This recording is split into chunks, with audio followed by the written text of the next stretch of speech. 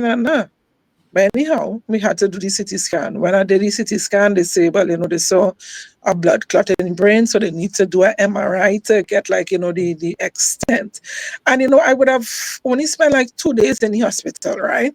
But even while I spending the 2 days in the hospital, they didn't want me like walking around, right? Because they say due to the stroke and actually it was an ischemic stroke because that's the one that deal with the blood clots in the brain, right? So they said they don't want me to walk about. So I basically had to, stay on the bed. So I don't think I understood in the hospital the extent of this whole stroke thing. You see, when I get home and then I realize like things that I could have done, I couldn't do it again.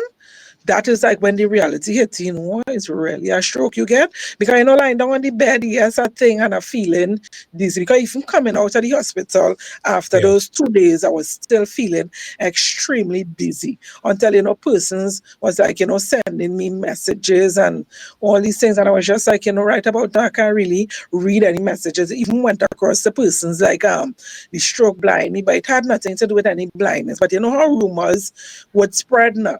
It's Yeah. just that at the point in time, I was still feeling so dizzy, and some persons were sending, even though it's well wishers, but they were sending some long messages. So, I told persons it's best to just send a voice note, because I'm unable to read all that right now because, as I told you, coming out, I was feeling really, really dizzy. So, So that's what basically it in a nutshell with regards to the day of the stroke.